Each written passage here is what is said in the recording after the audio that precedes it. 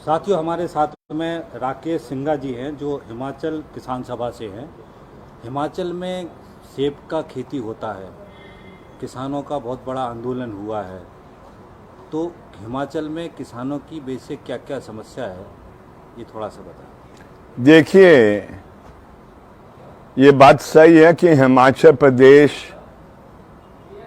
देश के बाकी हिस्सों से थोड़ा भिन्न है। यहाँ पर जो उसकी भौगोलिक परिस्थिति है, उस भौगोलिक परिस्थिति से सेब की खेती करना आसान है या अनुकूल, हमें कहना चाहिए अनुकूल है। लेकिन जिस तरीके से पूरे देश में कृषि संकट चल रहा है, सेब की खेती भी कृषि संकट से ग्रस्त है।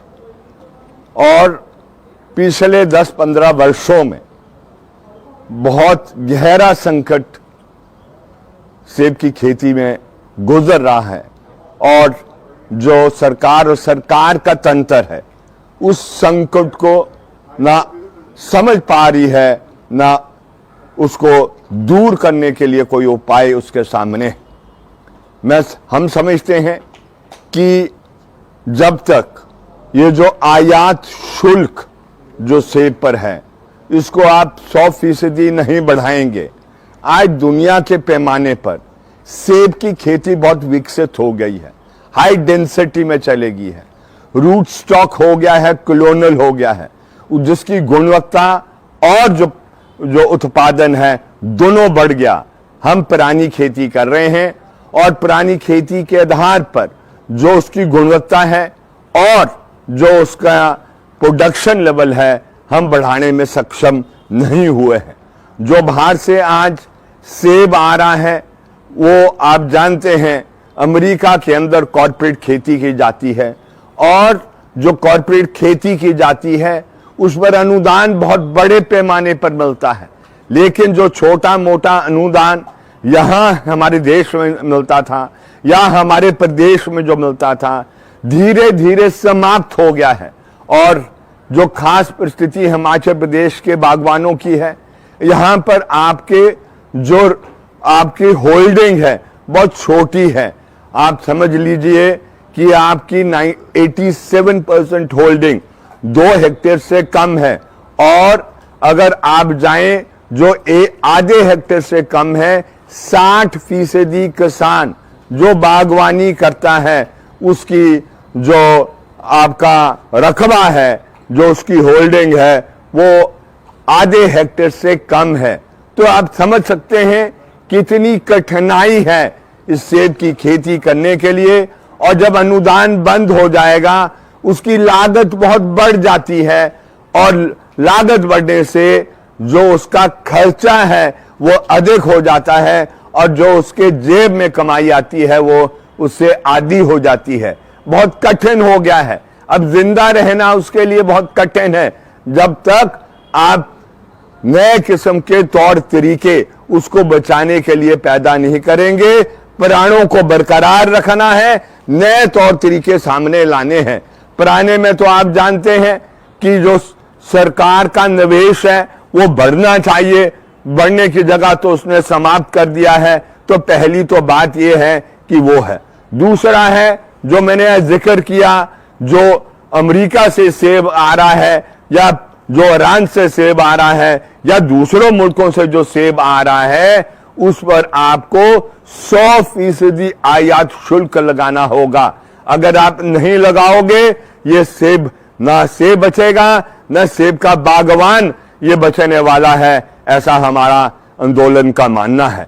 यही नहीं, ये भी है कि आप जब सेब पैदा कर लेते हैं तो वो सेब की मार्केटिंग किस तरीके से हो, वो एक बहुत बड़ा प्रश्न है।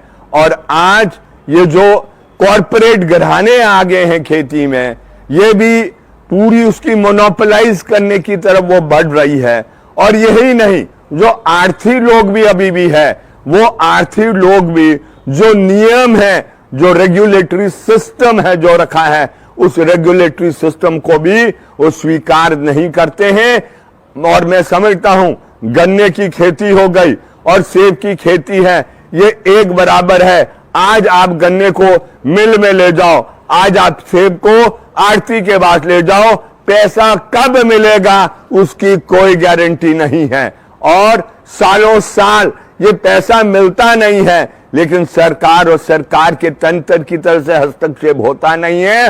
ये हस्तक्षेप इसलिए नहीं होता है, जो हमारी सरकारें हैं वो किसान के पक्ष में नहीं हस्तक्षेप करती है, अगर कर भी जब करती है तो वो कॉर्पोरेट और बड़े आड़ती के पक्ष में हस्तक्षेप करती है। ये पीड़ा का प्रश्न है और इसलिए जो पोस्ट हार्वेस्टिंग के लिए ये जो आपका सीए स्टोर का ये कंसेप्ट आया था, या ये जो आधुनिक तौर तरीका आया था जिसको हम कंट्रोल्ड एटमॉस्फेयर स्टोर कहते हैं, आज अगर ये स्थापित हुए हैं, ये ठीक है। जो हिमाचल प्रदेश में हिमाचल प्रदेश मार्केटिंग कॉरपोरेशन है एचपीएमसी, उसने भी कुछ लगाए हैं, लेकिन किसान का सेब उसमें रहता नहीं है, वो उसको आउटसोर्स करता है, कंपनियों को आउटसोर्स करता है और अधिकतर वो उनके पास है। और जो प्राइवेट में आए हैं, जो कॉर्पोरेट घरानों ने बनाए हैं, तो वो किसान को अनुमति नहीं देते हैं उसमें स्टोर करने के लिए। तो आप समझ सकते हैं कि कितनी पीड़ा है। और ये जीएसटी की जो बीमारी आई है, हमारा ये मानना है कि जो उसका पैकिंग मटेरियल है, जो उसके फंजासाइड है, जो उसका इंसेक्टिसाइड है, जो उसकी फर्टिलाइजर है, उस पर जीएसटी नहीं लगना चाहिए, लेकिन ये हिमाचल प्रदेश में ये लग रहा है क्योंकि केंद्र सरकार जीएसटी निर्धारित करती है ये भी, और इसलिए मांग ये है कि पैकिंग मटेरियल में उसको वो किया जाए। आरती की लूट का और तरीका क्या है, वो क्योंकि बक्सों में जाता है, कार्टन में जाता है, जिसमें इंटरनेशनल स्टैंडर्ड है कि आपका 22 किलो से अधिक नहीं होगा, लेकिन आरती किसान पर दबाव डालकर ये 35 से लेकर 44 किलो तक की पैकिंग जारी है। खरीदेंगे पेटी के हिसाब से, बेचेंगे किलो के हिसाब से, तो आप समझ सकते हैं कितना घाटा किसान को होता है। और जबकि कानून यह कहता है कि जब किसान बेचेगा भी वो किलो के आधार से बिकना चाहिए, इसलिए मांग ये उठ रही है कि जो कार्टन हमारा होगा, जो पैकिंग मटेरियल हमारी होगी, वो हमारी यूनिवर्सल ये क्या कहते हैं होनी चाहिए, ये इस तरीके से। और आप ये भी समझते हैं कि बीमारियां नई नई किस्म की है, कोरोना है इस मुल्क में आ गया और आपने देखा कोरोना ने कितना नुकसान किया।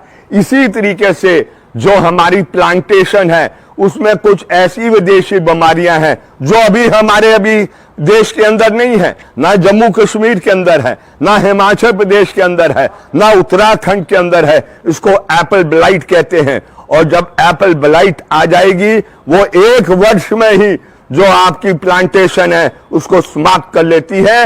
ये समझ लें आप, कोरोना से भी खतरनाक ये बीमारी है, या आप समझ लें कैंसर से भी खतरनाक बीमारी है। जब ये आपको आपके पौधे में चिमट जाएगी, ये पूरी खेती को तबाह करेगी। इसलिए जो आयात आज विदेशों से सेब के पौध का हो रहा है या नर्सरी का हो रहा है, उसमें क्वारंटीन होना चाहिए और वो इसकी सुनिश्चित सरकार को करना चाहिए कि वो जो एप्पल ब्लाइट जैसी बीमारी है वो हमारे प्रदेश में नहीं आ जाए। हम तो छोटा सा प्रदेश है जिसमें सिर्फ 71 लाख की आबादी है, और उस 71 लाख आबादी में ये आप समझ लीजिए 6 लाख हेक्टेयर पर ही आज खेती होती है। अधिकतर आपके पहाड़ हैं जहां पर खेती नहीं होती है। मैं समझता हूं कि देश में सबसे छोटा प्रदेश होगा जहां पर खेती की भूमि आपके पास जो टोटल भूमि है उसका सिर्फ 10% है,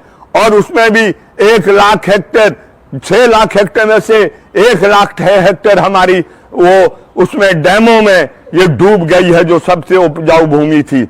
और उस 6 लाख हेक्टेयर में से 1 लाख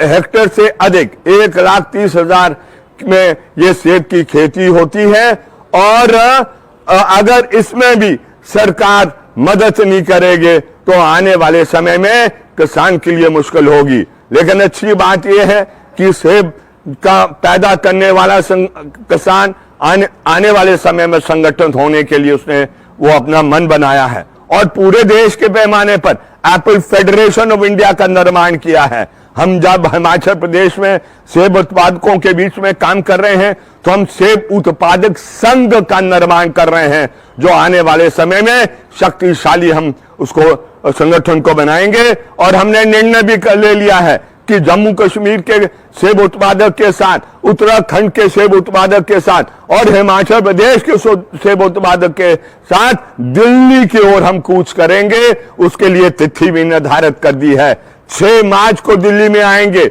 नो डाउट कि भी वो सिर्फ एक संकेतिक धरना दिया जाएगा देश की सरकार को का ध्यान आकर्षित करने के लिए, लेकिन उसके बाद उसको हम हिमाचल प्रदेश में और हम उम्मीद करते हैं जम्मू कश्मीर के अंदर भी और उत्तराखंड के जो पहाड़ी इलाका जहां पर सेब पैदा होता है वहां भी ये आंदोलन विकसित हो। हमने इस वर्ष एक आंदोलन किया था जो संयुक्त किसान मंच के आधार पर किया गया था, जो अलग अलग सेब उत्पादक के संघ है, और उसमें हमने सरकार को मजबूर किया था इस बात पर पुनर्विचार करने के लिए जो आज तक की सब्सिडियां दी जाती थी, जो बंद कर दी थी पिछले 2 वर्षों में। और ये आप जानते हैं कि नव उदारवाद की नीतियों के तहत चलते हुए ये जो राज अपना हाथ सार्वजनिक क्षेत्र से और ये कृषि क्षेत्र से जो पीछा खींच रहा है वो उसका मुख्य कारण था। लेकिन किसान जब एकत्रित हुआ तो सरकार को मजबूरन ये फैसला लेना पड़ा कि आने वाले समय में वो क्या कहते हैं इन सब्सिडियों को बहाल करेगी, नहीं करेगी। अब नई किस्म की सरकार आई है हिमाचल प्रदेश में जो कांग्रेस की सरकार है, हम उनसे भी उम्मीद करते हैं कि वो सब्सिडी को बरकरार रखे। लेकिन अगर नहीं रखेगी ये लड़ाई आने वाले समय में ये क्या कहते हैं हिमाचल प्रदेश में हम इसको निश्चित रूप से तेज करने वाले हैं। तेज इसलिए भी करनी पड़ेगी, अगर सेब उत्पादक को बचाना है उसके पास कोई चारा नहीं है। सरकार और सरकार की नीति को बदलने के लिए संगठित होकर उसको संघर्षों का निर्माण करना पड़ेगा, जिसके लिए हमने ऑलरेडी ये फैसला लिया है। अब ये देखने वाली बात है कि हम कितना आने वाले समय में सेब उत्पादकों को संगठित कर हिमाचल प्रदेश में आगे बढ़ेंगे। ऐसा मेरा मानना है कि निश्चित रूप से हम आगे जाएंगे।